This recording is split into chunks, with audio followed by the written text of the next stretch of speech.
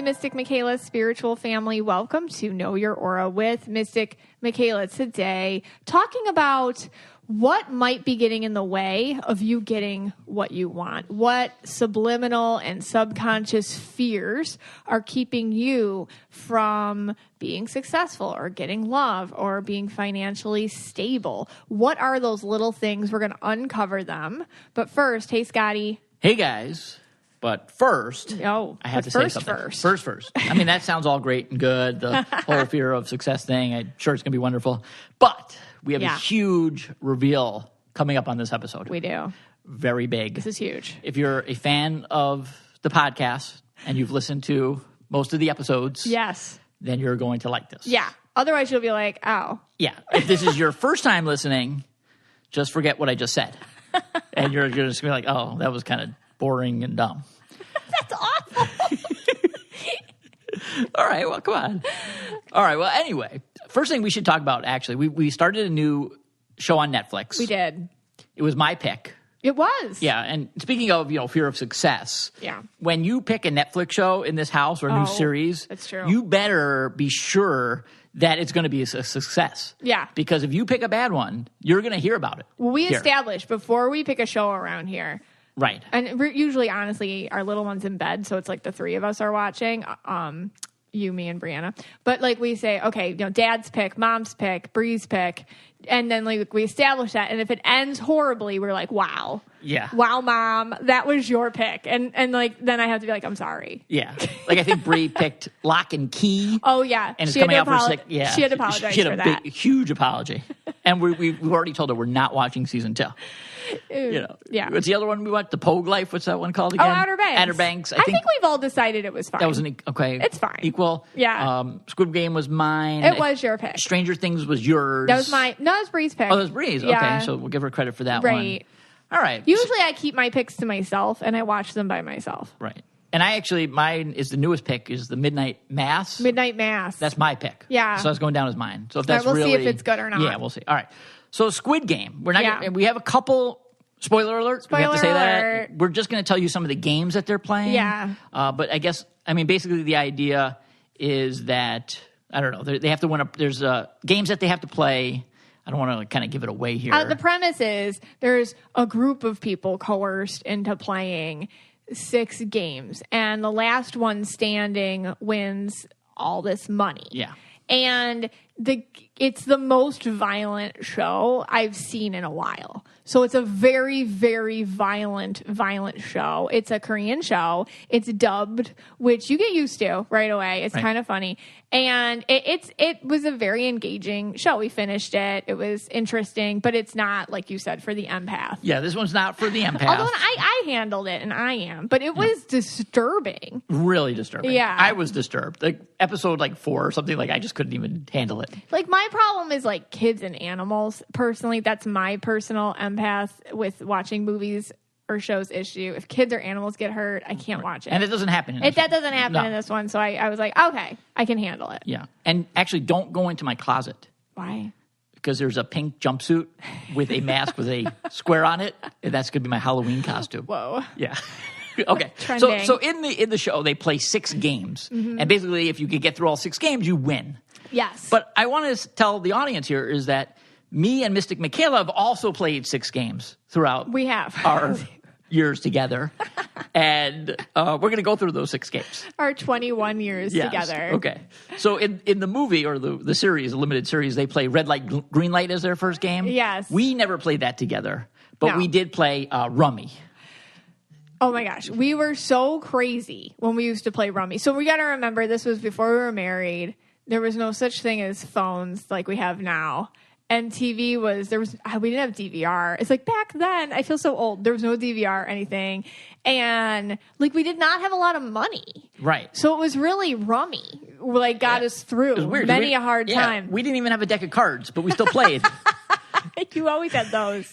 Because you had like your casino phase. Yeah, I used to go up to the casinos a lot at that time. And they all had like holes punched in them. Right. And that was like your thing. Like you always had like, okay. Yeah. All right, we did have decks of cards. Okay. Maybe this is like Squid Game. You're going to the casino a lot. You don't have money. Right. You're wooing your new girlfriend by playing, hey, let's play Rummy competitively. I was like, okay. Right. Well, that's the idea here. I was trying to make a comparison that we actually did play the Squid Game. Right, okay. But we were cutthroat. We were cutthroat. And at one point we were like, all right, you know what? We have to come up with nicknames for ourselves. And I forgot what nickname I came up with, but you came up with the nickname Cheetah. And I was like, oh yeah, that's right. That's why you always win. Because you always cheat. That's how you win all the time. Because I think, you had the higher winning percentage than I did. But we had this thing like if you lose, the winner had to console you.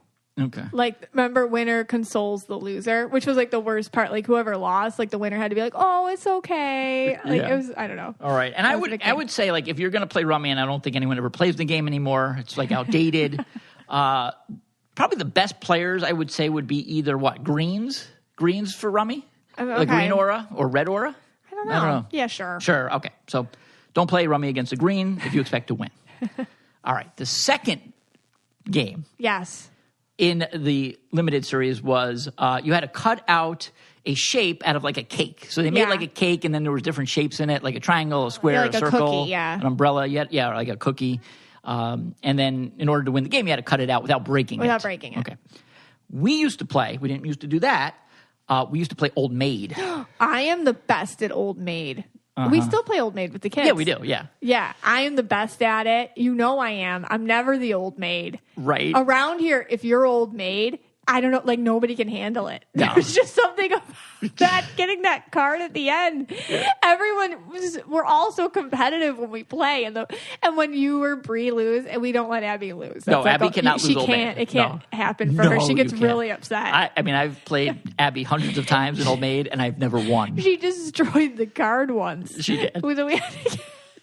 Well, she's actually pretty smart because she actually put a marker on the Old Maid card. She told you that? Yeah. I thought she told me that as a secret, and I've never told any of you. No, I caught her. Because she was really winning every game. And then I looked at all the cards, and I noticed there was like this little piece of like Play-Doh or something. Like it was like, I hope it was Play-Doh. And it was stuck to the Old Maid. Well, around here, I am the best. I'm just good at Old Maid. I know when somebody has the Old Maid card. Okay. That's because I think you are good at studying the cracks of the card. Like, is that it? I study your faces. Like, I know when somebody has it. I just know. You just know. Yeah. I'm good like that. All right. So for Old Maid, I think I'm a champ. The aura color would be purple. Yeah. If you're purple. Yeah. Blues, indigos. Yeah. All right. You can figure it out. All right. In the TV show, Squid Game, the third game they play is Tug of War. Yes. I don't think I've ever played that with each other. No. But we have played Porch Ball. I lived at home. You lived in Long Island, and you would come for the summers. And we, what am I? I'm a college student. You were working, though. Yeah. Why didn't you have more money? Like, I have excuses. Let's go back to game one, casino. And we made up, my parents' house at that time was on a corner, like a busy corner with a stop sign. Yeah. And there was a porch. And my parents, if you listen to like the episode Nature Empath episode, and I like put up a bunch of stuff on my Instagram at that time of just how much my parents are collectors of many a thing. And their porch was covered with chimes and stained glass and plants and furniture from the outside.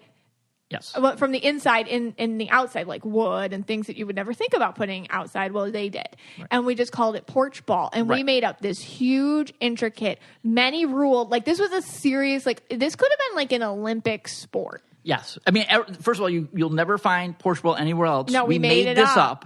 And every time we played, we actually had new rules because different things would happen. Right. Because there were so many things. Right. So they had a lot of wind chimes. So like if you hit a wind chime with the ball, like when you had to throw it at each other, and if you got it past the other person and it went over the porch onto the lawn, you got a point. Yeah. But it had to hit something on the porch. Yes. It couldn't that's right. Yeah. It couldn't just be in the air. Bounce one bounce. Right. Not two. One bounce. One bounce. And then, Yeah. New listeners are like, these two people are absolutely crazy. You can always skip ahead. Right. To the part about fears of success. Right. But right now we're trying to remember the rules. I forgot about the one bounce. Yeah. So if you hit a chime, I think you had to do like a spin. Like you had to spin around. Hit a chime, turn 3 times. Right. When a cop car went by, you had to switch sides. Yep. My mom was always taking a nap upstairs. If she screamed down, "Stop playing Porch Ball," something happened. Yeah. I forget. There was some sort of... Yeah. We get all excited. We're like, yay! We played this many years ago, people. We forgot all the rules. But basically, at the end of the game, it was whoever had the most points, and then you had to scream like, "I won." And if you forgot to scream, "I won," you lost. Yeah, you had 5-minute window. Yeah, and if you didn't say it, you were out. Something like, "I won, sucker." And if you didn't say it within 5 seconds, you lost. You were done. And... you asked, what did you win or lose on here? And actually, we're going to tell you there was prize money. Yes. And that's coming up. We have one commercial break for BetterHelp that we got to get through. Yes. But then when we come back, and again, the big reveal is coming up too. Yes. Okay. It's 2021, and it's definitely okay. I think we see this all over the news and the media to talk about our mental health and happiness. Humans are not meant to keep everything inside. It makes us sick, and therapy helps. BetterHelp is a wonderful place to begin. What is therapy exactly? It's whatever you want it to be. Maybe you're not feeling motivated right now and you'd like some tools, or maybe you're feeling insecure in a relationship or at work. Maybe you're just not dealing well with stress or a transition in your life right now. Whatever you need, don't be ashamed of normal human struggles and just start feeling better, because you deserve to be happy. And now you don't have to worry about finding an in-person therapist near you to help. BetterHelp is customized online therapy that offers video, phone, and even live chat sessions with your therapist, so you don't have to see anyone on camera if you don't want to. I personally have done this with phone sessions and chat sessions. It's easy.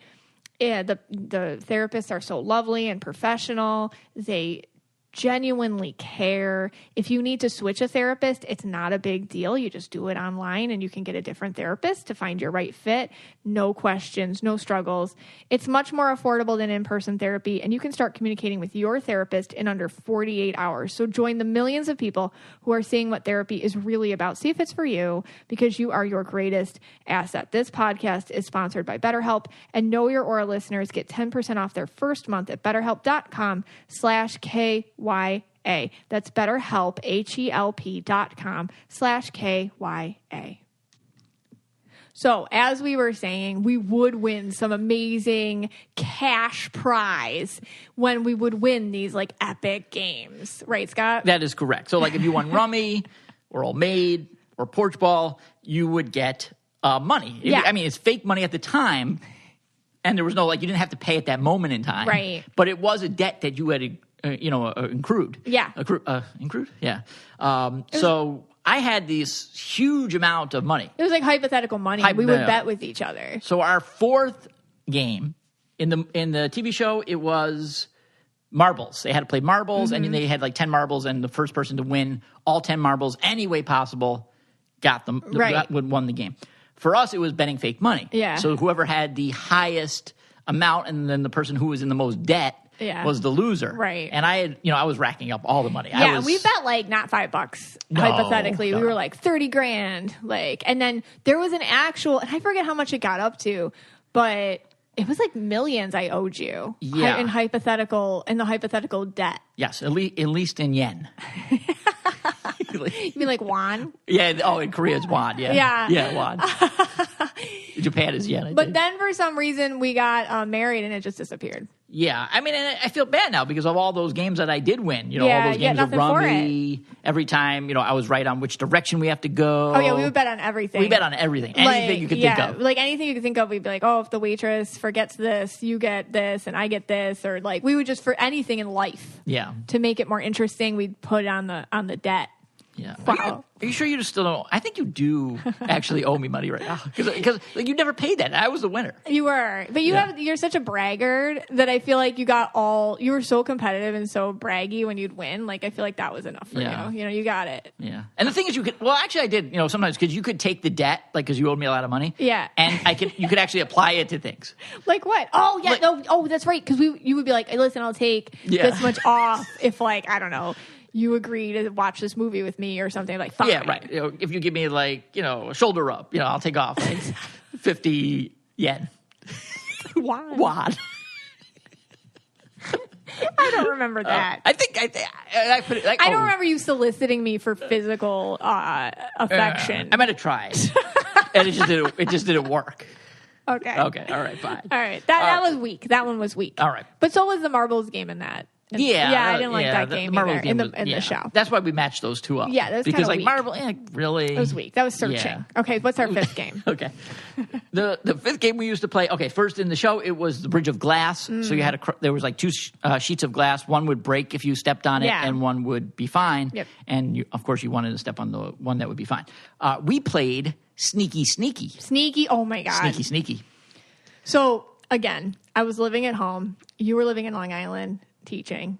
For some reason, you don't have money. It's still confusing me because all these things center around like neither of us had money because you didn't have money to stay in a hotel or rent a place for the summer. That's true. And I lived at home with my parents and I had no money. I was like 20, whatever, in college. I had like no money. And my mom was like, he can't stay here over the summer. He's not allowed to live with us at all. And looking back, I'm like, okay, like, who wants their kid's boyfriend to move in with them? Like, I get it. But also, we were like, oh, what are we going to do? Now, we lived in this old house with a front staircase and a back staircase, like old houses have, that went out through the kitchen. And nobody saw that one. And so and my room was right next to my parents. Like I shared a wall with them. So we played sneaky with them. And this had like consequences if we were ever to be found out. So what would happen was we told my parents that, Scott rented, I don't know, like one of these, a Fleabag motel. Yeah, which I did at some point. Sometimes you did. I did. Every once in a while, like you'd get the week at the Fleabag motel. Yeah. Ew, so gross. It was really dirty. It was nasty. It was disgusting. But like most of the time you didn't. So you'd park the car like way down many blocks away at like 9 p.m. at night. You, under the shadow of darkness, you would sneaky to the back staircase. You would make some sort of, remember, we don't have phones back then, okay? So you'd make some sort of like, caca or something. And I would be there, and I had to like get away. These were my obstacles, like the dog. It was an old house, so everything squeaked. My sister, who probably wouldn't have cared, and my parents. So we got you in my room. We had this crappy mattress that would go behind my door so that when they would like open the door a crack to say goodnight, they never came in, which was interesting. They would just open the door a crack, be like, okay, night, night. And I was in like my bed reading a book, and they didn't know that behind that door there were you huddled up on this nasty mattress, like in the corner, like there you were. And we did that successfully until my dad was like, is Scott sleeping in his car? Because I saw his car down the block. And I'm like, oh, that's weird. I didn't know what to say. Because my dad thought you were sleeping in your car and he wasn't going to tell on you, but like you did sneaky. Yeah, sneaky. All right, with severe consequences. We won. We did. Yeah, we won. They would have been so mad at the time. No, there were times where like I was like right up against that wall. Yeah. Like your mom had the door open. Yes. And I can't, sometimes I breathe loud. Yeah. So I was like, oh my God. Yeah, that was crazy. Yeah. Like, and it was a small house in a small room. I don't know how we did it. It was very scary. Oh my God, once. Because oh my God, that's right. Because you weren't allowed because, oh my God, if you were going to, I can't believe I'm bringing this up. Oh no. Remember you had to like pee in a water bottle once because you couldn't go out to the bathroom? Okay. All right. But you were teaching. I don't understand where your money was. That really does seem to be a theme here. I mean, weird. I had a lot of fake money at the time, you game did. 4. Yeah, you were rich that way. Yeah. Okay. So I was rich with the fake money. Yeah. All right. So we made it through these 5 games. That was our 5 games. All right. And again, on the TV show, the last one's called Squid Game, the title. And this is our last game. And we play this all the time, but we are, for the podcast, we're known for a certain time of year. So we play impersonal gifts. This is, yes. But, our big one is Christmas. I just had a birthday, and you guys actually, you got me some nice gifts, but you also had a theme that you came up with. You and Bree went to Target. Let's back it up a little bit. Yeah. We got to back it up a little bit. Okay. What we decided a long time ago between the two of us is we tried the thing where we'd get each other elaborate, thoughtful, expensive gifts, oh, here's jewelry. Oh, here's a shirt or whatever. And I mean, I think we just thought it was funnier at some point to give each other funny gifts instead of I don't know, romantic or meaningful ones. It sounds terrible. This is horrible. But we really bond over the humor of it. So over time, Christmas became the impersonal gift. It was a $20 limit and as impersonal as you can get. I mean, I just want to think about this. Look at these games that we've played. One, we're throwing balls at each other's head. We're calling each other the old maid. We might. Do we have issues? Mm-hmm. Oh, I think these games have actually. There's some marital counselor listening, and she's I give him 5 years. You're not paying your debt. All right. So I got, but I have to also say one more thing, then I want you. Okay. Because I have to establish that I've tried to get you. This never included birthday gifts and stuff. It's just I've tried to give you normal birthday gifts. You do, and you're always oh, thanks. And you did give me some great gifts this year. Incredible gifts. You're oh, thanks. But whatever. They also did decide to come up with a funny theme. To do this too. And I love it. I love it. Actually, I do really love it. You're so moody on your birthday. It's true. So we have to do something. All right. And the theme that they came up with, because they went to Target, was basic white mom birthday. No, basic white mom fall. Oh, baseball fall birthday. Okay. Fall birthday. Okay. It was your birthday. Yeah, so it was our inspiration, Brianna and I had, was Bo Burnham's White Woman's Instagram. That's what that song, White Woman's Instagram, Little Pumpkins. So we got anything we could that looked. So let me tell you what they got me. So my first gift was a orange and white dish towel. Yes. Like a fall colored dish towel. Yeah, fall dish towel. Yeah, I really enjoyed that. I got a sign that said, "Autumn leaves and pumpkins, please." Yeah, it's very aesthetic. Very aesthetic. It's up right now, right behind me. I got a pumpkin brulee candle. It's really nice smelling. It smells fantastic. I got a pumpkin with the words on it, "It's fall, y'all." It's fall, y'all. So, yes, that was it. And then I did get, they got me some shirts. I got some coffees, some specialty coffees. Oh yeah, that was mug. And Abby, who is for some reason into this thing called Big Chungus that she sees on YouTube, she got me a Big Chungus shirt, which is basically Bugs Bunny. Two people are oh my god. Yeah, a heavy set Bugs Bunny. I think that's what it is. But anyway, so all right, this is the big reveal. All right, so here is the big reveal. Okay, every year we do this for Christmas. I can't remember the last time we didn't do this for Christmas. We've done the last 2 Christmases on the podcast last year, and I've actually won the last 2 years in a row. Last year was, something you get from your aunt. Yeah, like a distant aunt, distant relative. All right, so I'm going for the 3rd win in a row, and you came up with the theme this year. Yeah. And here it is. It's 15 minutes in Walgreens. So here's the rules. Let's establish them now. Let's establish them now. I've always wanted to do this. Me too. Because, the Walgreens commercials around Christmas are always oh, my God, last minute, you didn't know what to get somebody going to Walgreens. Somebody doesn't know you freaking went into Walgreens and got them the box of chocolates. You know what I mean? You totally forgot about me, didn't you? As you open up the box of Walgreens chocolates. So I thought it'd be hysterical to do 15 minutes in a Walgreens. Okay. And we have to, so we're going to go. Are we picking, do we have a certain Walgreens we're going to use? We can pick that together. Okay. I'd like a bigger one. Maybe. I'm thinking the one on Jog Road and Woolbright. Okay, I like that one. All right. And I would say we go together. Okay. I set my timer. You have 15 minutes. You come back. And then I have 15 minutes. And what's the price limit? All right. So let's think here. I think, excluding card and any wrappings. Okay. So this would be for actual gifts. I would say $25. Wow, that's usually we're 20. Yeah, we're going up this year. No, I think last year didn't we up it to 25? 20. Okay, there's been a lot of inflation this year. Okay, so 25. And you have to get at least, I think, 2 items. So you can't just spend it all on one item. It can't be one $25 item. You have to split up the $25 into 2 items. Can it be 2 or more? 3? Yes. Okay. It could be 25. Okay. Yeah, but it can't be 1.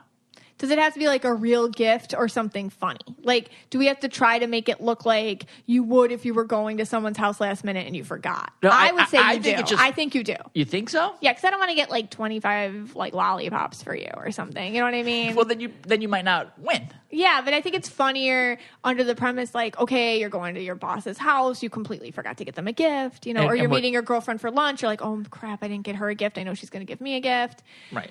I like that. Okay, I like that pretense. I like that. I have to run in during my 15 minutes with like a vibe. Okay, so you're saying like in these, like I can't just buy you like contact solution. Yeah, that's what I mean. Okay, because that's what I was going to do. But all right. Oh no. Okay, so that's out. So right.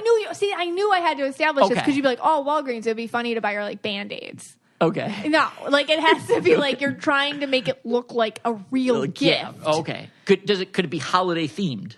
Anything. Yes. Okay, it can be. Yes, okay, it so that's okay. Yeah. Okay, that's established. Okay. There's one other huge problem with this that I foresee, and that is the 15-minute time limit. 15 minutes. Okay, because here's the thing. You could be online in Walgreens. Around here, we have a very elderly population. Yeah. So you could be online, like checkout for 15 minutes. Walgreens, yeah. So could we kind of like check in once we get onto the line? So when you're done with your 15 minutes, you have to text the other person who's waiting in the car, like, hey, I'm in line, stop timer. Okay. And it's like, okay. So that has to be within 15 minutes and then that's the honor code. I don't know if I'm going to have to make you take a picture of yourself in line to confirm. Right. And vice versa. Okay. That's interesting because in Squid Game, there's a time limit. And once that time limit's over. You know what? I think you have to send a picture of yourself in line. Okay. Yeah. Or should we do it with the line? You know, we might have to go on a really off hour. That's scary. Like if we go like at 5 p.m., all the old people will be sleeping. Okay. So we could get it there. We'll have to. All right. But we'll see what the parking lot looks like. Fine. Okay. All right. To be determined. Now, I've also adding this caveat. We need to get the wrappings there. It has to look like you threw it in the crappy Walgreens bag. So, like, you're on your way, you go to Walgreens, you know, you're like, oh, I forgot the wrapping too. Like, you totally forgot everything, and you got to get their Walgreens bag as well to throw it in. Okay. Like, you know, like a gift bag. Oh, gift bag. It doesn't have to be actual Walgreens bag. No, not like the bag. That would be funny, When you present, do you have to have the bag? You should present it with the gift bag in the Walgreens bag. Okay. Oh. Whoa. Whoa. I'm already getting excited for Christmas. This is officially where I finally got excited for Christmas. So it's called 15 minutes in a Walgreens. 15 minutes in a Walgreens. We'll see. I mean, maybe I'm wrong. Maybe they have some things that are really unique. That's true. I always think like a box of chocolates and a candle. That's what I always think. All right. But maybe they have different things. Last time we did it with the store, the Burlington Coat Factory. You know, I won with the Buddy mug. We'll see if I can pull off the 3rd win in a row. Okay. All right. So we got 2 more ads and then fear of success. Okay. The traditional guidance with fertility has always been, well, just wait and see, or just relax and see if it happens. But now we have tools, okay? We have tools to help us plan and track everything in our lives, wellness, finances, career, school. Why is fertility still, hey, wait and see if it happens for you?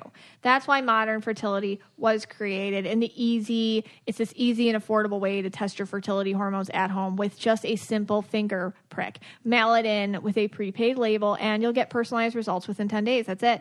Traditional testing with your doctor can cost over $1,000, but Modern Fertility gets you the same information at $159, a fraction of the price. And if you go to modernfertility.com/KYA, you can get $20 off your test. Also, if you have an HSA or an FSA, you can put those dollars towards Modern Fertility. You'll get insight into your hormone levels, how many eggs you have, and other important fertility factors. The results go deep into what every hormone means, and you can also talk one-on-one with a fertility nurse to review your results and options for next steps. If you want kids today, or maybe just one day in the future, or you're just needing some clinically sound info about your body that can help you make decisions that are right for you, this is what you have to do. Right now, Modern Fertility is offering listeners our listeners $20 off the test when you go to modernfertility.com/KYA. That means your test will cost $139 instead of the several hundred or even $1,000+ it could cost at a doctor's office.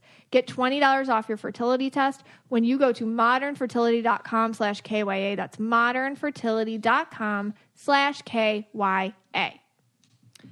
Always an exciting day when we're here with Dipsea voice model Scott. Hey, Scott. Hey, guys.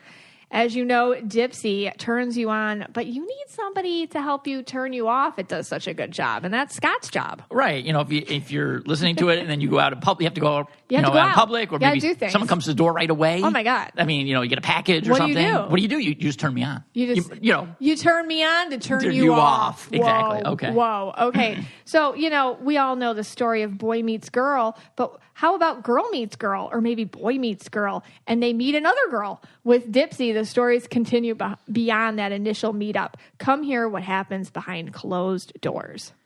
This week's episode is Let's Play Candyland. Hey, it's your turn to spin the wheel. Dipsea is an audio app full of short, sexy stories designed to turn you on. I got double yellows. Can you move me? What's this sounding dirty? Each Dipsea audio story features characters that feel like real people and immersive scenarios, so you feel like you're right there. I just landed on the nut. Oh my God. Grandma nut. Listen to stories about hooking up with your hometown crush you never made a move on, or that coworker you've always had a little thing for, or maybe a story that puts you in bed with someone who's telling you exactly what they'd like to do to you. My turn. Oh, wow. I got the lollipop. They release new content every week, so there's always more to explore, no matter who you're into or what turns you on. Hey, bro. You're killing me. If I get 2 greens, I win. Good job, Matt. And if you need to wind down, Dipsea also has wellness sessions, sensual bedtime stories, and soundscapes to help you relax before you drift off. For listeners of the show, Dipsea is offering an extended 30-day free trial when you go to dipseastories.com/KYA. That's 30 days of full access for free when you go to Dipsea, DIPSEA, stories.com/KYA.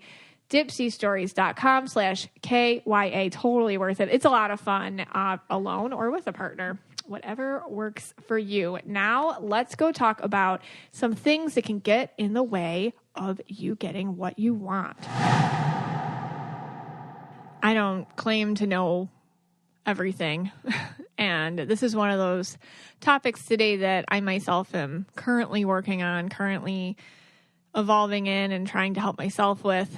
And these are revelations I've made in my own life, and they're also things I get when I do readings on other people. One of the wonderful gifts that I'm able to receive through doing readings with people is being able to see the funny little ways their own egos work in their own lives. So it's like I get a little window into a lot of different perspectives and a lot of different ways that people live. And it's a beautiful gift. And I'm so grateful for that gift Spirit's given me. And that's why a lot of what I want to do on here is share those insights with you. I would always share them one-on-one with people. And then I was like, man, this seems like something a lot of people would benefit from. And that's what I try to do. So today, talking about being afraid of your own success, afraid of getting what you actually want. A lot of times we think we know what we want and we go for it. And then what we don't know what we're doing is we're self-sabotaging subconsciously. And it's because we have this fear. So I wanted to explore that today, explore how it works. Maybe it'll resonate within you, because what happens to those little things when we see them, they lose their power. So if we can see them today, then they'll lose their power. They'll get out of our way. So the ego, I always talk about the ego. The ego is a really tricky thing. It loves to keep you the same. I mean, that's its whole purpose. We love the ego. We're like, thanks, ego. It is the human part of us that keeps us living and breathing on this planet. It identifies anything that's different and it says, nope, don't do that. And anything that's different at all, it says, please don't do that. And, we talk about it all the time. It's just its job. And the more that you are the same, the better chances you have of keeping, your status quo. And the human ego loves status quo. But you have a soul, and the soul wants to grow. It wants to change. It sees perspective. The human ego just sees pitfalls and dangers, and it's so linked up. Your ego is so linked up to that primal brain of yours that it can create such fear, such stress and anxiety that when you don't listen, it can just consume you with panic. And so sometimes, in a way, it is easier to give in and just to do what the ego wants. But the soul doesn't stop talking to you either. That's that itchy feeling that you get, restless, something else. It's why you feel like you aren't doing enough, or you want to do more or know more, or there's more out there, but you can't understand what it is or how to do it.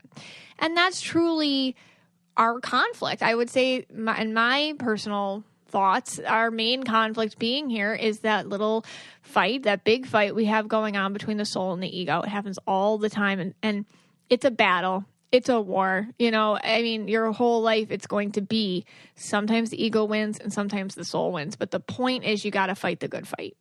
And we're here today fighting the good fight. And if you at least try, then things will open up for you. Even a little bit. Life gets a little bit better. So today we're talking about the tricky ways the ego can make you fear getting what you want. So I want you to think right now, take a second, answer this question. What do you want? Don't judge that answer.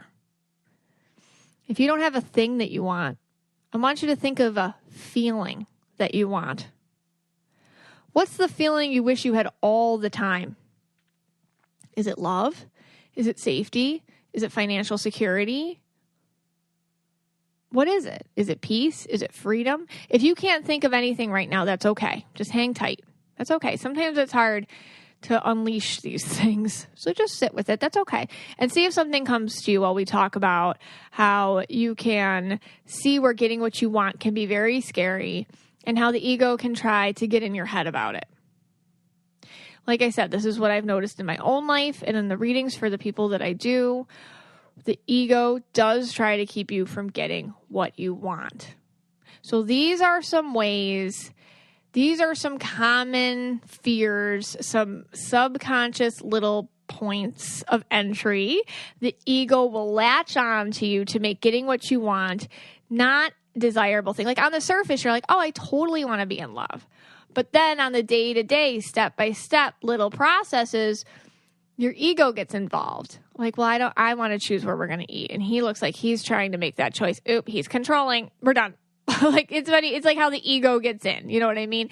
So you have to kind of notice it. So first thing I notice is there's this fear that when you get what you want, you're going to be unlovable. And this is very vulnerable, very deep-seated stuff that you might not communicate with on the top layers of your consciousness, but maybe if you dive deep down, it might be in there. So that you're going to feel like the way that you're seen once you get what you want, whatever that is, the way that you're seen will be different.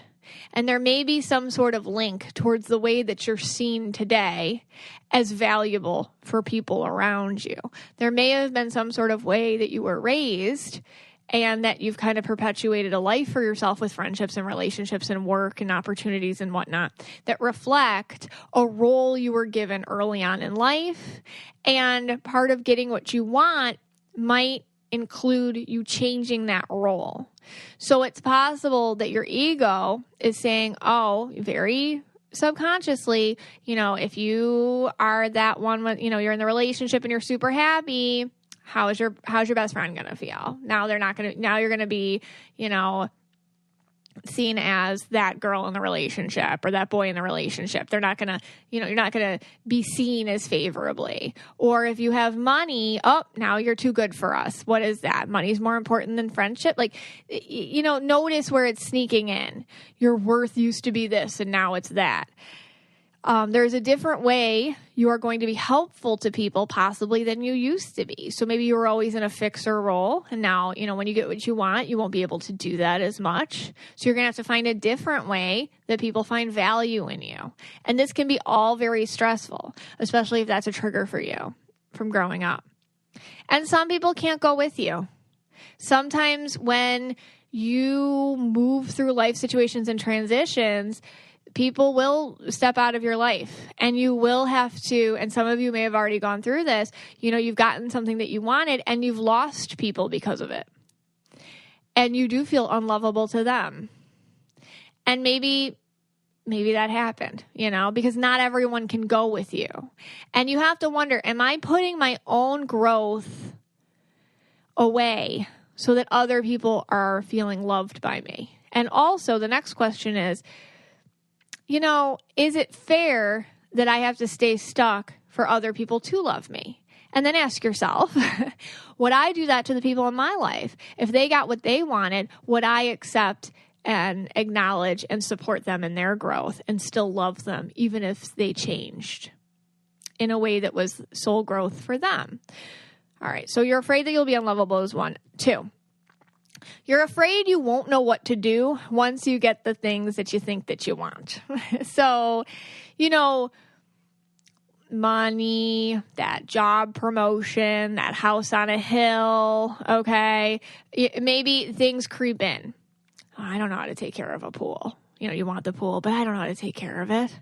Then I'm going to have to get a pool guy. There's chemicals. Oh my gosh, what if the pool turns green? Okay, this is a very small, minutia little, what if I get what I want and I screw it up kind of a thing. But you're afraid you won't know what to do. Maybe you get the promotion. Okay, here's the corner office. Here's your desk. Here's it. Oh my gosh, what if I don't know what to do now? Maybe, I wanted this job. I'll get it. What do I do once I'm there? Oh, I better not even do it.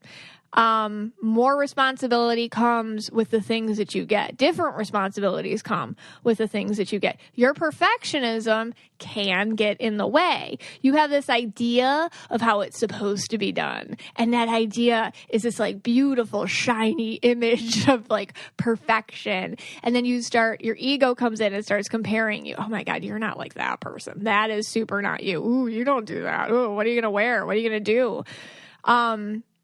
And then you start, well, I'm not like them, so I can't do it. Or I don't have the wherewithal to keep up with it. Or, I can't live in that neighborhood. I'm not like all the neighbors. They'll notice me right away. I won't know what to do with the thing that I want. So think about how that is affecting you. And here's a little mantra for you that's worked for me.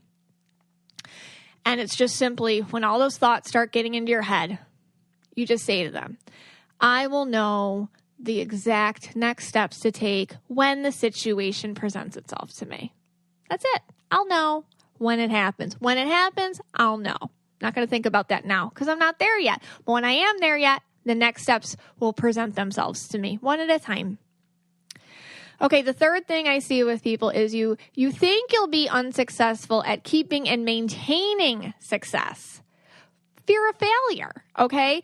The more you stick your neck out in life, the more chances you have of people chopping that thing off. It's very scary to be a leader where you work, or now, you get married. Okay, the big wedding. Now, it's not just I'll use that as an example. Let's say, okay, I am in a relationship. Everyone knows it. Here we are. We're getting married. Big wedding. Oops, what if it doesn't work out? Everybody came to my wedding. They just bought me a ton of stuff. What if?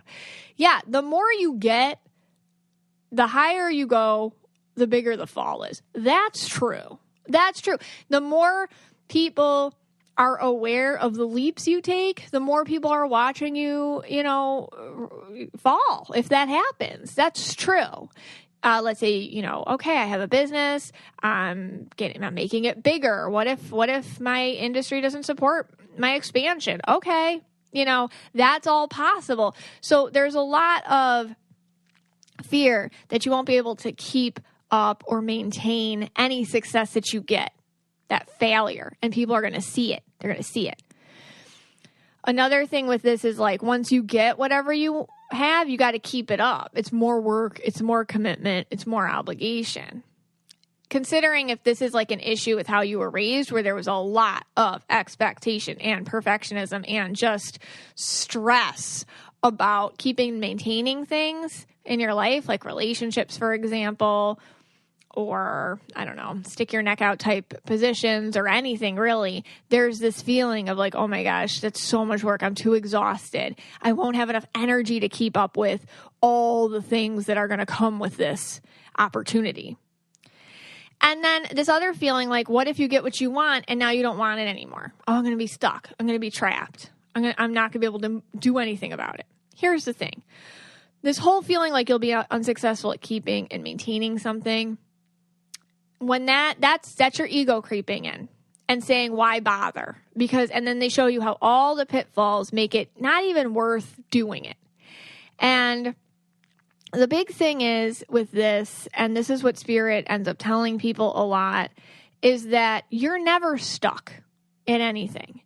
And you can't fear your own feelings about things. If something happens and you couldn't keep it or maintain it, you'll be okay.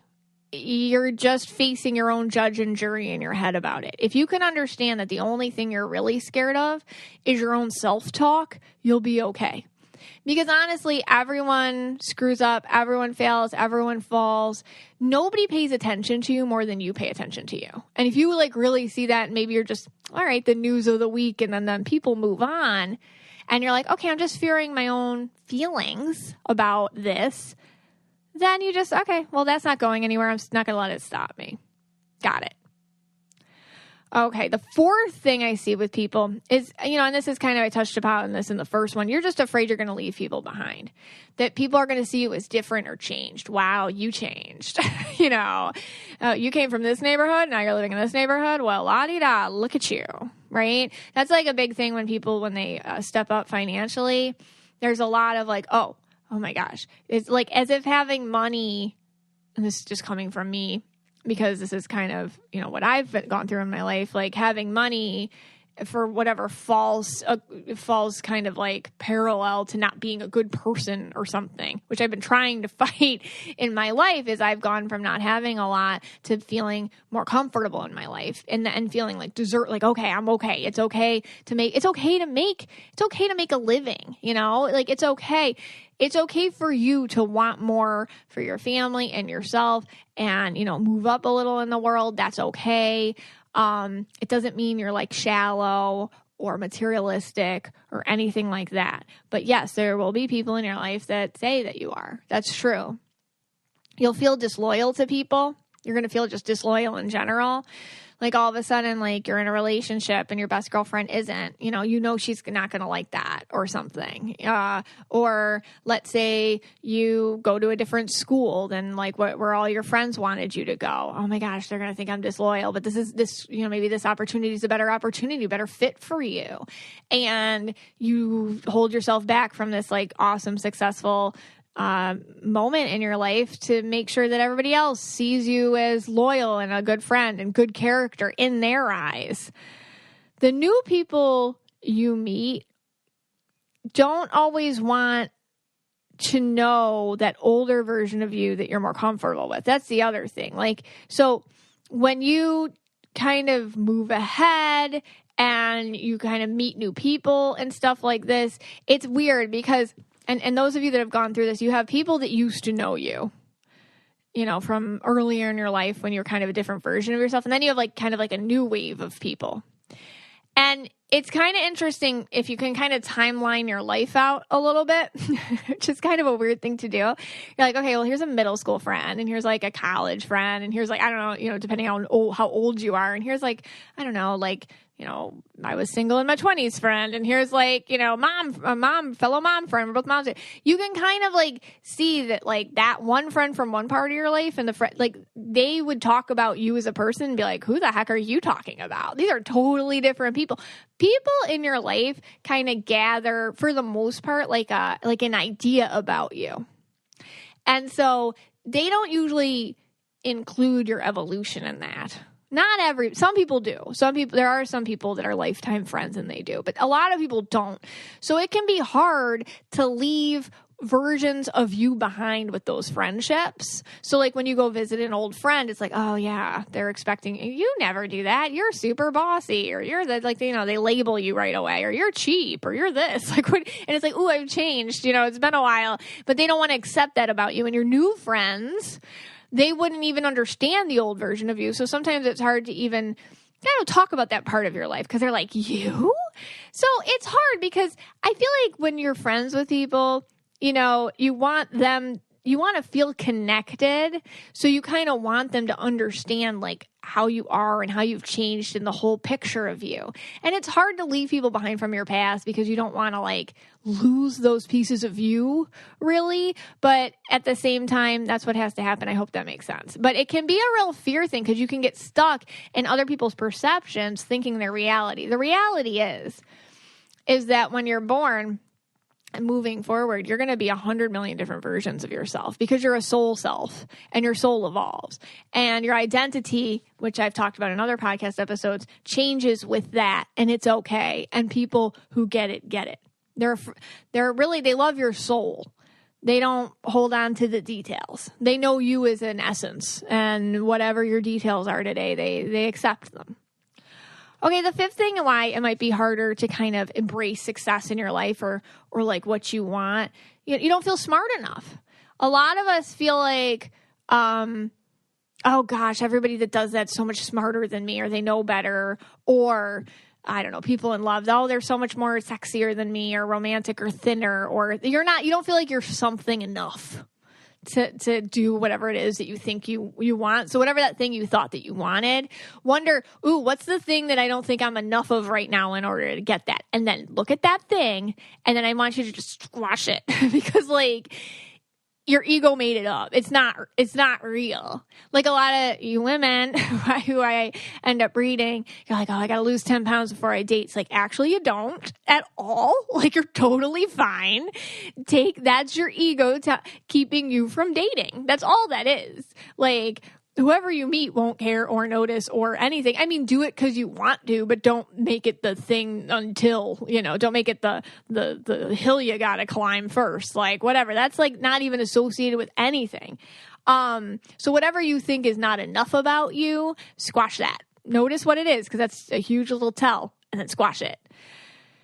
You find that when you go into spaces, that maybe it's love, maybe it's money, maybe it's job, maybe it's, a neighborhood, maybe it's a trip you really wanted to go on or whatever. You find once you're there, you're like, wow, I'm here. And look at all these people. Like, did they all reach the pinnacles of success I felt I had to reach before I was allowed to enter this space? Really think about it. And it's not true. It's kind of like, and this is a terrible metaphor, but I'm just going to roll with it. When you go to the beach and they're like, oh, I need a bikini body to wear a bikini. And then you go to the beach and you're like, come to Miami and you'll see what I'm talking about. And you go to the beach and you're like, oh, everybody's a bikini body. Okay. And that's the truth. Like every single body is a bikini body. And me, for example, I'm like, oh, I got a mom body now. I can't wear my bikini. It's like, well, that's not a lot of moms out at the beach. I have a bikini body and so do you. Whatever you think you do or don't look like, trust me, you got a bikini body. And that's kind of the same thing with love or financial success or that job or the car you want or like whatever. Like you fit the bill. Whatever you look like, feel like, are your intelligence, it's fine. Trust me. So I hope that makes sense, that metaphor. It's like, whatever that enough thing is, it's not true. Your ego made it up.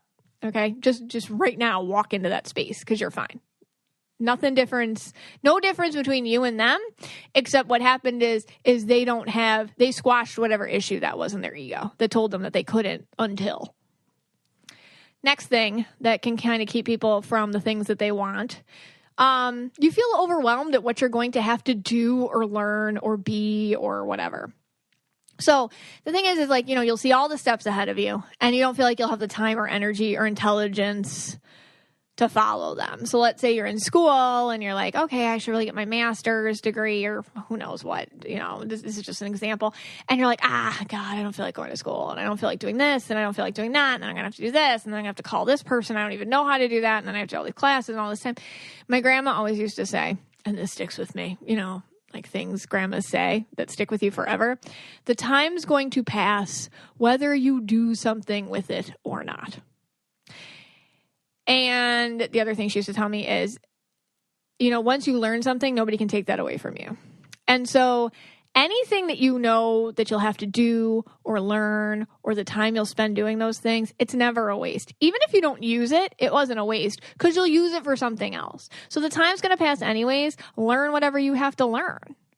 But it can be very stressful because you can get very overwhelmed at the beginning of a project or beginning of dating or beginning of like romance or beginning of, house hunting or just anything or, financial organization or just whatever it is. It can be overwhelming.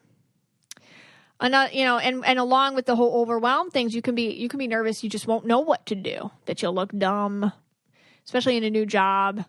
Oh my gosh, I have so many things to learn. Once I'm there, I'm going to look really stupid. What if I just don't even get it? I don't know if I'm sure a lot of people don't get it. And there's a learning curve. You just throw yourself in. The other thing that can keep you in all tied to this is your ego will tell you have to learn everything or do everything before you get the opportunity. So that holds you back. Like, oh, I can't. I have to do these 8 things and take these 8 classes before I start this or whatever. That's like, sometimes it's your ego telling, like, all right, so for example, I had a client and she wanted to go into like a nutritionist, like life consult business for a family member's health coaching kind of gig thing. And she's like, oh, I should really go on the diet they told me to and do this and and then learn this and take all these classes before I can coach people. And it's like, yeah, because but she was kind of making it like she had to get like an A++ and all these things first before she could go and do it. And it's more like, no, you should know what you're teaching and you should know what obviously like you're going to be telling other people what to do. And you should know it just for like sympathy and perspective and empathy purposes, obviously, like, oh, this part of the program's hard, or this part's easy, or this part's challenging, or these are the pitfalls of this part. But it doesn't mean you have to like become a whole different person before you do it, so just kind of changing the perspective so you don't get so overwhelmed. And then just the good old insecurity about your abilities. You can get overwhelmed with that insecurity, just that voice inside telling you who you are. Like, you're not that person. You're this person. You're lazy. You don't like to read. You're not a good auditory learner. You don't do tech. You can't figure out software programming. You don't know how to drive from here to there. All that voice will come in and you think that's you and it's not. Anything can really change. And if it can't change, you can make modifications. So it's not, so all that, when you get those little, you aren't that person, it's like, wait a second, because maybe I'm not that person to do something this way, but maybe I'm this person to do it like in a modified way. So maybe I'm not organized, like, for example, maybe I'm not organized like some people, but I can modify so that it's organization for something that makes sense to me. You can modify anything to make it work for you. Okay. Another thing that can hold people back. Change scares you because you don't feel like you'll have control. Listen, life will look different after you get whatever it is that you want. Life's going to look a lot different. Your relationships are going to look different. Your routine, there's going to be new people. You don't know any of this yet. A lot of unknown. What is your ego not like? The unknown. So it's going to tell you, hey, the devil you know, better than the devil you don't know. And sometimes maybe that's true and it's like a new boss coming into your work or something. But in life, honestly, that's your ego talking. Your ego is telling you like, ooh, we don't know what that's going to look like, but we do know what your mundane life that you're not thrilled with right now looks like. So how about we keep that? We'll distract with some self-destructive activities and we'll just keep you right here where we're comfortable. So that's what happens to a lot of us. And that's the battle we're fighting. But really your soul wants you to go after the new life, the new routine, the new people you don't know yet, and all of the unknown. There's an excitement towards it. And when you tackle it, you feel so good. Another reason you might be scared of success is you're going to have to ask for help. So many of us hate doing that because then you have to like talk to new people. Ooh, a lot of us introverts are like, ooh, that's stressful. I don't want to talk to new people. Man, you're going to have to put them out by asking them for things. Ooh, us empaths do not like that. Hey, I'm so sorry. I'm asking again, but what's the email for this? How, the copy machine's not working. Can you please, all that. Like we hate all that stuff. Yeah, you're going to have to be vulnerable. You're going to have to learn a lot of new things about yourself when you start something new, when you get something new, when you're in a new situation. You're going to have a lot of learning moments. You're going to have a lot of vulnerable moments. You're going to have to deal with confrontation. You're going to have to deal with other people's bad feelings, deal with other people's moods, their new personalities. You're going to have to face others seeing the real you and have to deal with the aftermath of that. It's a lot harder to hide your authentic self when you're in really new, out of the comfort zone situations. It's uncomfortable to have people meet you when you're not comfortable with your own flaws or insecurities yet. So when you walk into a new situation, it can be very naked feeling. Like, here I am. Super don't know what's going on here. New relationship, new job, new neighborhood, new anything. Oof, here I am. Don't know what's going on. And you ask for help and advice, and that can kind of put the ego off because maybe you don't like for a lot of reasons to do that. Also, you might not trust people. That's the other thing. You have like an issue with trusting. You know that your track record is you bring in like maybe narcissists. So you're like, okay, we all know I'm not great at meeting people. My boundaries are off, stuff like that. So you don't trust your ability of bringing people into the fold to help you. So that can kind of put you off too.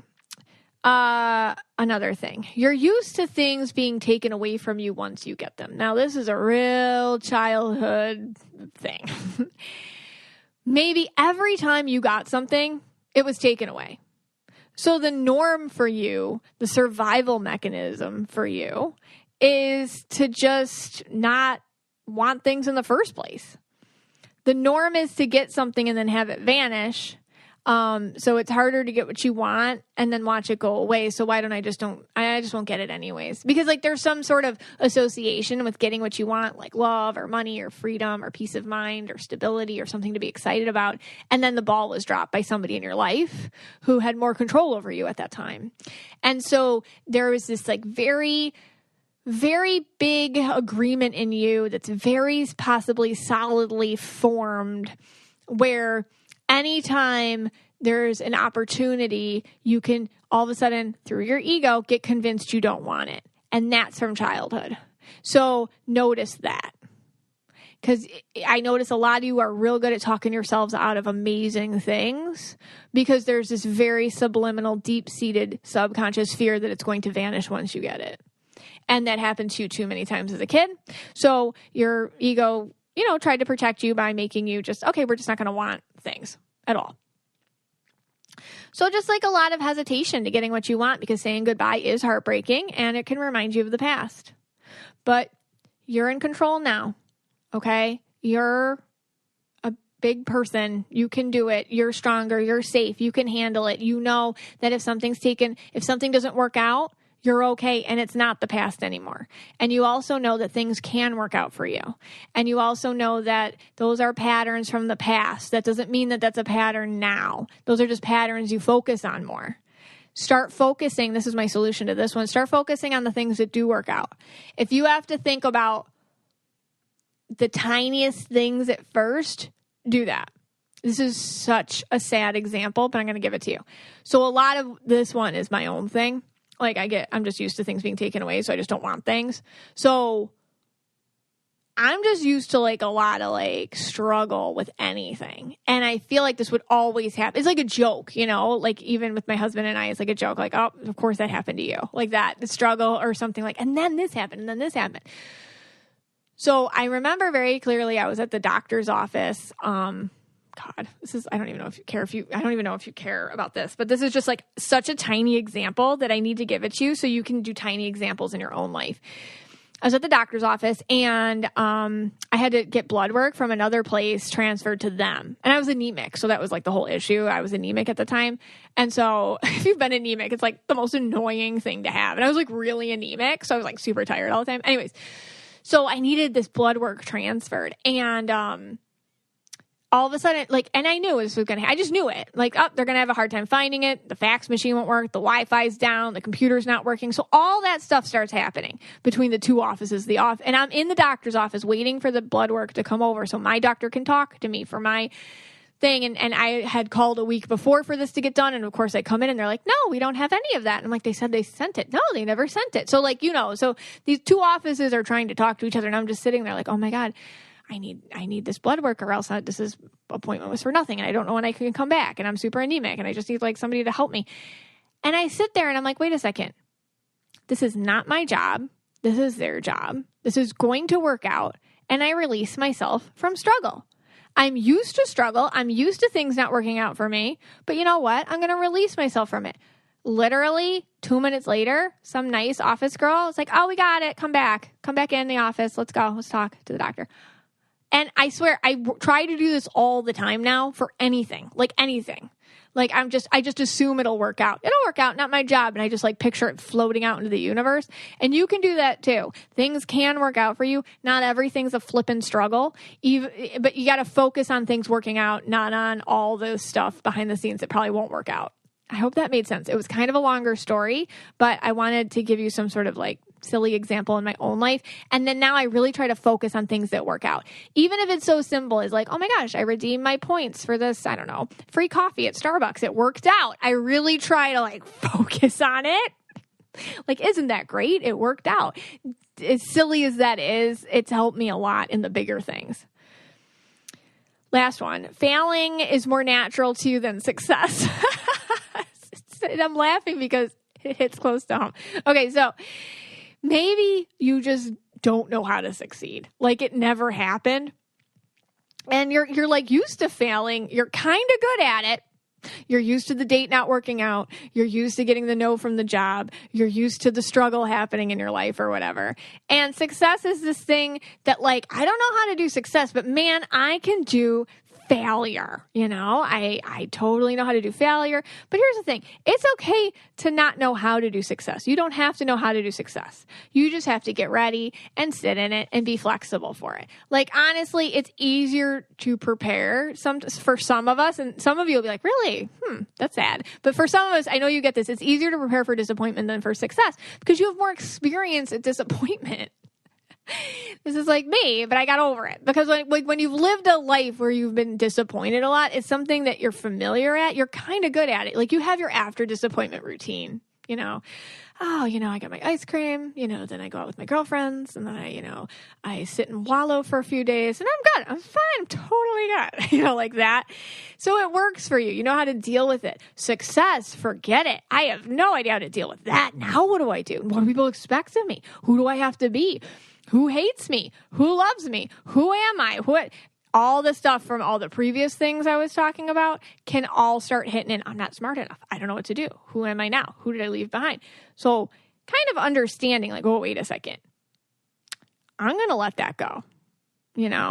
It's the pattern or cycle that you focus on now that's going to be more apparent for you or more good for you. So I want you to start thinking about how when success comes to you, you will know what to do when it comes. You don't have to sit there and worry about how I can't figure this out or I won't know what to do or what's going to happen. Try to just sit in it and just be like, wash over you. And again, with the mantra, when the next situation arises, I'll know the next steps. And that's it. That's it. And then you don't have to think about it anymore. Just you'll know that you'll know. That's a good mantra for you. I hope that works. Okay, I wanted to talk about aura colors and fear of success. This will be very quick. So these are just very broad generalizations I see with each aura color and kind of their tendency of which issues are theirs. So red people, they don't like to not have control. So that's the whole thing about, I don't know what my life's going to look like when I get what I want, or I might have to help people to help me. Red people don't like that. They like to do things on their own. So the no control thing can really freak them out and keep them from the things that they want. Yellow people, they have this fear that if they can't handle it all smoothly, if it won't happen perfectly, their perfectionism gets in the way. Why even bother? So they can like stop it before it even starts by just sitting in the hole. Oh, why bother? I don't have all the tools I need necessary to begin, so forget it. So the overwhelm hits them with their perfectionism. Green people can be kind of kept from what they want because one thing, they truly do not like any sort of obligation to be a certain way. I'll see this sometimes with green people in relationships with the, I don't know, like with the label of marriage or father around them. They all automatically have some sort of what's the word? Archetypal. That was not the word. This sort of archetype of who a dad is or a mom is or a husband or a wife is. And they get stuck in that instead of just like being themselves. So obligation to be a certain way can stress them out. They get stuck in like societal expectations and then like not wanting to do that. And also the things that can get in their head, sometimes like they can get stuck on things having to be a certain order or making sense to them. But remember, that's their perspective. There's so many perspectives. So they have to like lean into other perspectives. And that can be hard for them.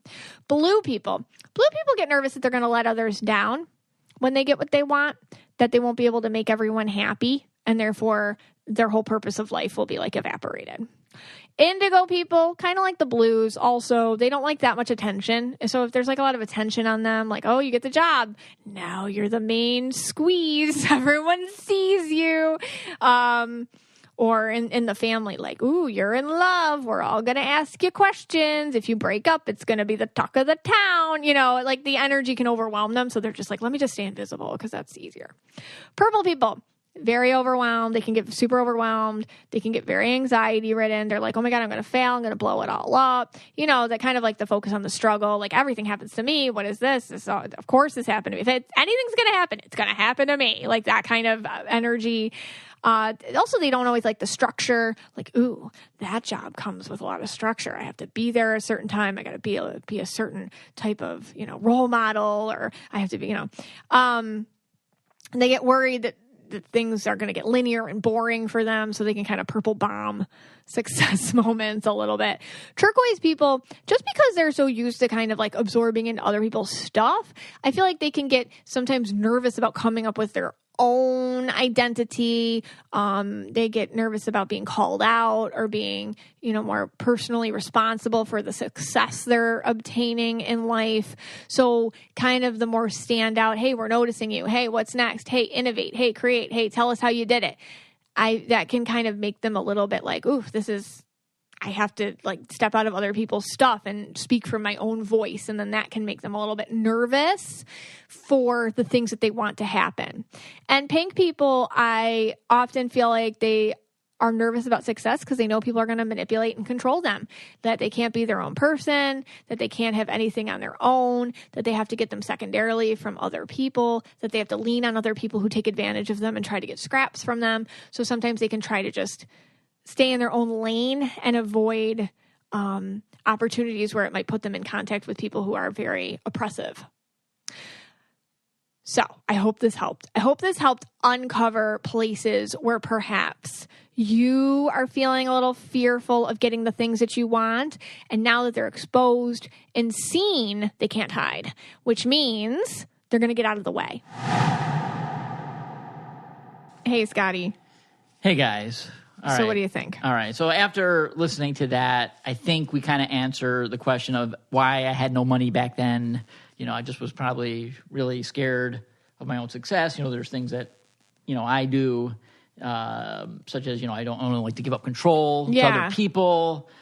Sometimes I have like fear of taking the blame, you know, if something goes wrong. We joked about that with picking, you know, Netflix shows. Right. That's true. I've never liked to use like a financial advisor because I like to do it myself. And maybe, you know, who knows, I could have done better, you know, because I don't know everything. It's not my job.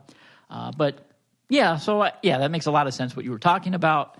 I appreciate that. Yeah. Oh, like giving up control and asking for help and thinking that life might look different. And then also like if you're wrong, feeling like, oh my gosh, I'm wrong. Like that's so like hard for you to take that on. So you avoid it. Yeah. Yeah. Yeah. And I definitely can see that now.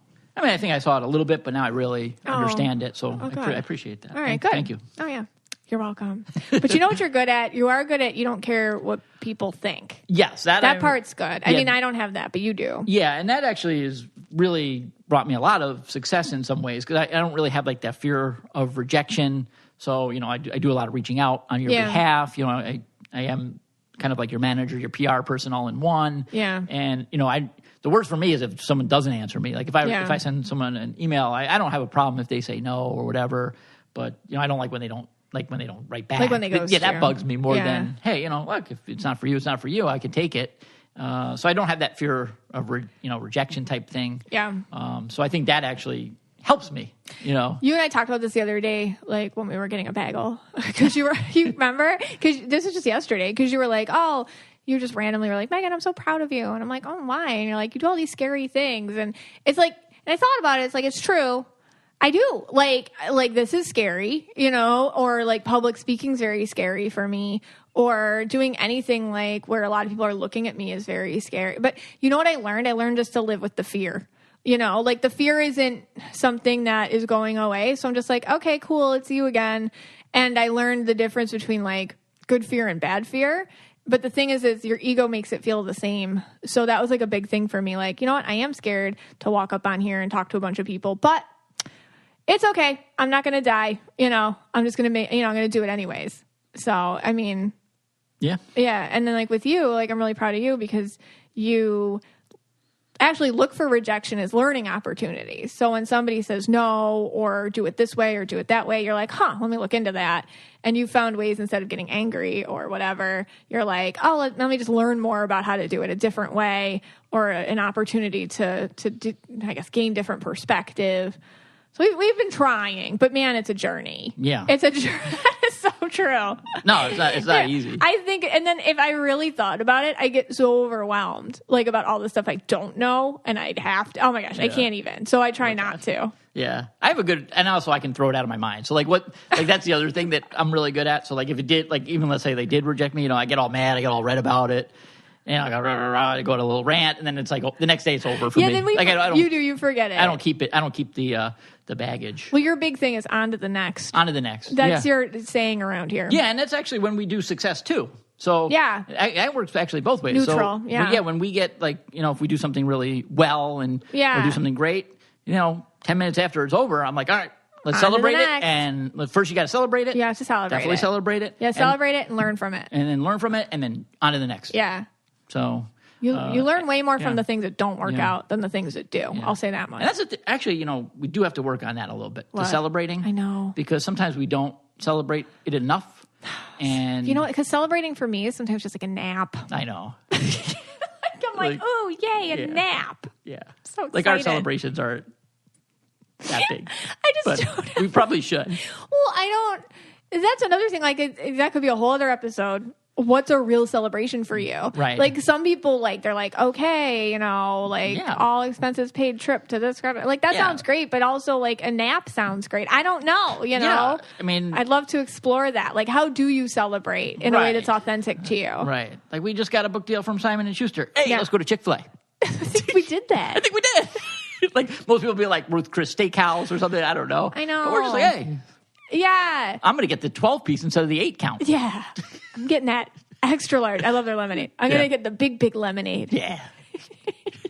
All right. I think we lost a lot of listeners this episode. We just totally went off. From our Squid Game and whatnot. But I have to randomly say that, that Rare Aura episode that we did? Yeah. I told somebody, we met on there, we're like, hey, this is not the first episode. You should, listen with someone who's on the fence about this stuff. And someone on the Mystic Michaela Spiritual Family page, and I should have screenshotted the post so I could read it, was like, yeah, that was the first episode I listened to with my significant other. I'm like, why? Why? Did they totally leave? Or they gone? I think they kind of got it. Like, I think they were like, okay. Like, I think, like, she was saying something like they were like, it's weird, but, like, there's something to it or whatever. So I thought that was just so funny randomly. Okay. And I actually just thought of one more thing with our 15 minutes of Walgreens. Oh, yeah? Is there going to be can we have are you allowed a preview? Meaning no. You can't? Like a month earlier, I go in and I preview the store? This is the mindset. Are you ready? Yeah. This is the mindset. The mindset is like, oh, crap. Okay. I totally have to get a gift. I only have 15 minutes. And I also need them to still talk to me after I give them this gift. There's pressure. That's the whole persona we go into. Okay. That'll be part in who wins. Right. You have to be under that whole thing. All right. So if we ever need any prescriptions, I'll go to CVS instead. Yeah. Or Publix. Yeah. Okay. Yeah, Got it. Totally. Right. Yep. All right. So I'd love to continue this conversation over on the Mystic Michaela Spiritual Family page. I think when we share kind of the little subconscious things that we're like, hey, wait a second, I am scared of this. If, the thing I want happens, all these things have to happen before that. And I'm scared of this. Maybe if we share it with each other, we'll help each other not only reveal it in ourselves, but maybe kind of give other people a little catalyst to see it in themselves. So let's go continue it over there.